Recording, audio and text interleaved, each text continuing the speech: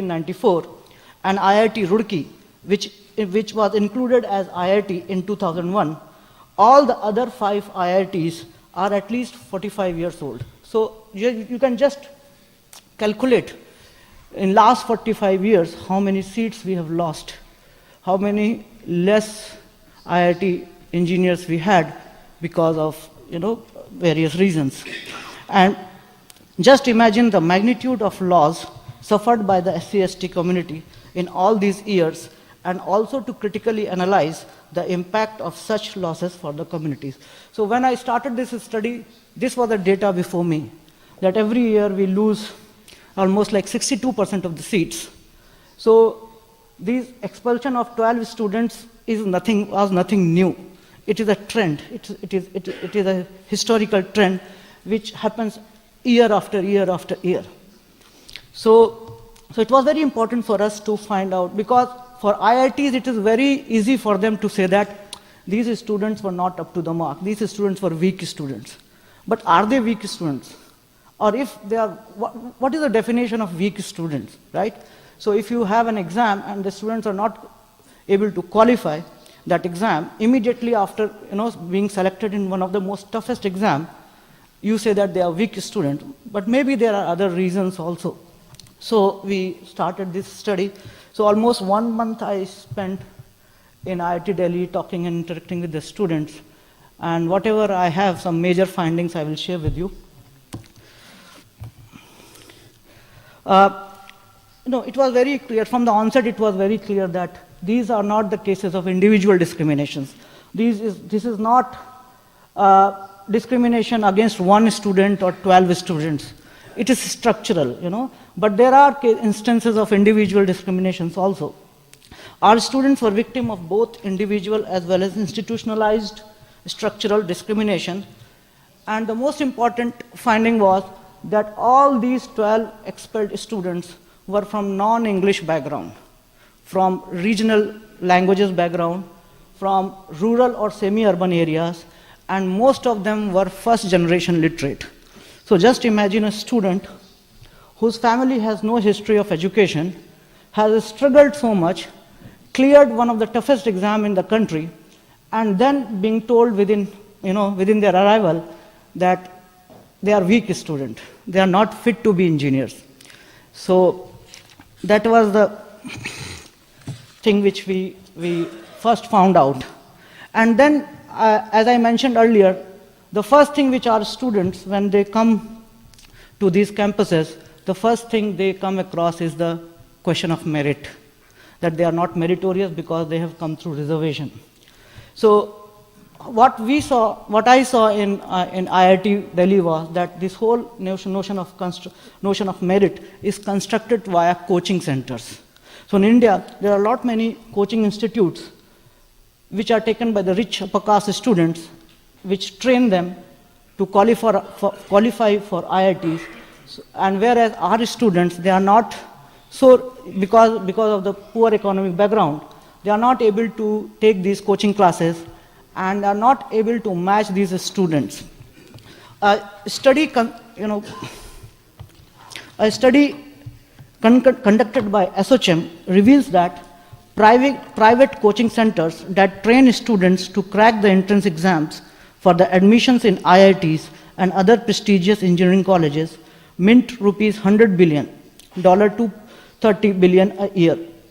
The majority of the Dalit students have cleared the IIT JEE exams through self-study or by taking private tuitions, as they were not in the position to pay huge fees for the coaching centers. In comparison, it is very rare to find a general category student, a non-Dalit student, who had not studied in one or the other big coaching centers, due to which the general category students are much better equipped for IIT JEE exams, and this reflects in the merit list of the general category, which has higher cutoff marks from SC/ST list. Still, many SC and ST students are able to score higher and reach to the general category list. However, the lower cutoff marks for SC and ST students become the first indicator towards the assumption that SC/ST students are weak. Then, apart from this, there was the Constitution of India mandates that there has to be some kind of redressal mechanism to address caste discrimination in every education institution. So every education institution in the country, especially universities and professional institutions, they should have some kind of mechanism. But in IIT Delhi, there was the only mechanism which was visible was on papers. None of the mechanism were actually working. So, sorry, I think I skipped one slide. Sorry. So then, apart from these coaching centers, then the question comes about English. The second finding was that English is used as a tool against us. English is used as a tool for discrimination. So if you are not from an English medium background, you are a weak student. You automatically become weak student because you cannot ask questions in the class because everything is in English, and there is no such mechanism where our students can actually learn English, and there has to be some kind of passage where our students coming from regional background are trained, are oriented towards an education in English medium. But in IITs, no such thing existed. So if you are from regional background or a non-English medium background, there is no mechanism for you to actually cope up with the environment there, with the medium of instruction. So majority of the Dalit students entering into the IITs are from the non-English medium schools, whereas the medium of instruction in IITs is in English. Once admitted, these students find it very difficult to follow the classes taught in English, which results in their low performance in initial years as compared to other students. Instead of acknowledging the difference in background and the problem of medium of instruction, the IIT faculty members, due to their casteist prejudices, quickly brand these students as undeserving, not up to the mark, and forced into IITs through reservation. So they use our students' lack of English as a tool to further discriminate and further create a negative identity, that since you do not know English, you are not intelligent enough. You do not deserve to be here in IITs. Then the institutional mechanism which I was talking, that our constitution has mandated that we should have certain mechanism in every education institutions to redress the discrimination, but none of them actually were functional in IIT Delhi. So there has to be supposed to be every institution, every professional institution supposed to have some kind of remedial classes for English. But there were remedial classes in English in IITs, but actually it further stigmatized our students. So the faculty, used to say that all SC/ST students should learn English and go to remedial classes. So these remedial classes, every student knew that these remedial classes is for particularly this background of students. So it became a further stigmatizing thing, and this is one thing. And second, the remedial classes were not taken seriously by the faculty. They just, they were just doing the formality. So one of the teacher will come and spend 1 hour per week. So in 4 weeks or 5 weeks, like 4 or 5 hours of class, you are supposed to become as good as an English medium student, which is impossible actually. So the government funds these remedial classes, but all this funds is wasted, and Dalit students, and what I experienced in my study was that Dalit students hated these classes because it further stigmatized their identity. The way it functioned was that these are for weak students. So these classes are for weak students, and no student wants to be considered as weak. They do not. All of us do not want to be branded as weak students. But this remedial class became another branding of Dalit students as weak students. There was no SC/ST cell. It was on papers, but none of the students I interviewed could actually tell me where is the office of SC/ST cell in the campus. So you can imagine that.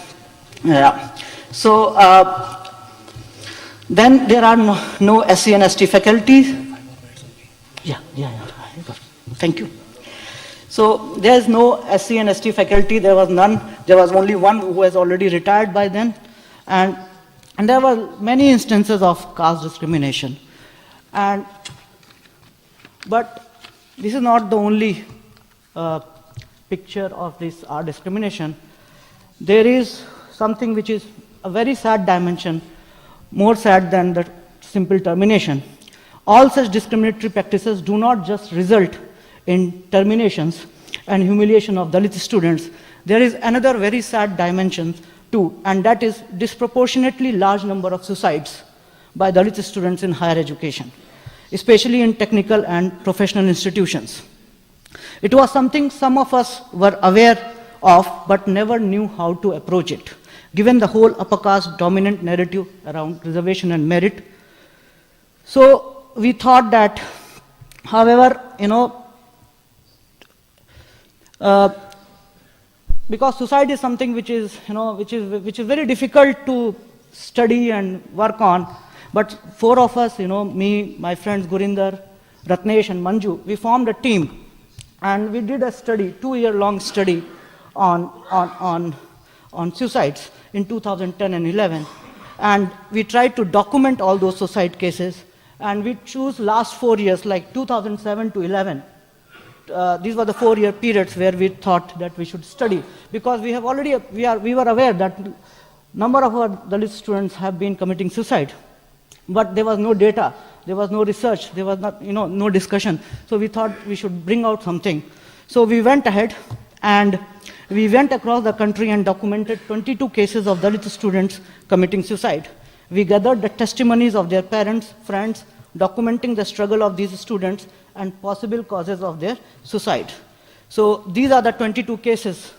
If you can see, these are all top educational institutions in this country. And these were the suicides which happened in last 4 years. So 22 cases which we documented, and out of these 22 cases, we made 3 documentaries. On the basis of our study, we also created a series of documentaries in the name of Death of Merit in 2011 to showcase the prevalent caste discrimination in the higher education and also to highlight its brutal repercussions, resulting in brilliant Dalit students committing suicide. So these are the 3 documentaries which we made. First was Dr. Bal Mukund Bharti. He committed suicide on March 3rd, 2010. He was a final year MBBS from AIMS. Second was Dr. Jaspreet Singh. He was also a doctor, a final year MBBS student from Government Medical College, Chandigarh. And the third was Manish Kumar. He was doing his BTech or BE from IIT Roorkee. So these are the 3 documentaries which we put on the YouTube so that there is a discussion, so that there is some kind of discussions on this. Can we alter this situation? Because whatever I have taught, whatever I have talked about, is something which is about the problems. But we, beyond problems, we also have to talk about the solutions. So what I felt was that yes, we can do this, we can alter the situation, but what we need is the symbiotic relationship of Dalit movement with our students. Dalit movement has to come forward to support our students in their quest of quality education, provide our students psychological, financial strength to overcome the oppressive nature of the education institution and to excel in their respective professions. And above all, Dalit movement must provide them a positive identity. After working for till 2013, a point in my life came where it was very difficult to keep on working on discrimination, because whatever mechanism for justice was available to us, there was no justice as such for us. None of the cases which we documented, we actually could give justice to the parents, and it was a very difficult point of time in my life, and there was no hope as such. So what some of us thought was, let us go back to the field, work at the ground level, and create our own network and our own support system for our students. So presently, Nalanda Academy, where I work, is one such effort, and I've been working since 2013. I just wanted to, I will glance through the photos. So this is a coaching class where I train students to enter into higher education, and This is Nalanda Academy. We started in a very humble background. This is a vihar, a very old vihar, and the vihar people gave us their space for us. I started this in 2013. I also teach in various other vihars. These are my students. This is the beginning of our coaching. Thank you. So right now I have 230 students from 13 states studying with me. I've been very fortunate to have a very good community support, local support. I live in the area where the local Dalit Buddhists are there, and so I've been very fortunate. Now we have been, renovating our class. So now our class looks like this. So we are also starting Nalanda Labs. This is apart from Nalanda Academy. We are going to train our students in sciences. Then we have a Dalit women collective called Sangmitra Collective. So where are these Dalit women students who organize themselves? So we have our educational fair. So thank you so much. I think I've taken more time.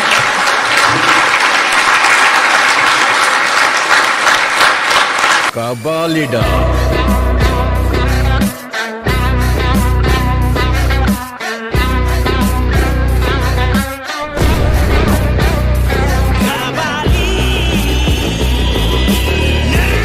Kabalida.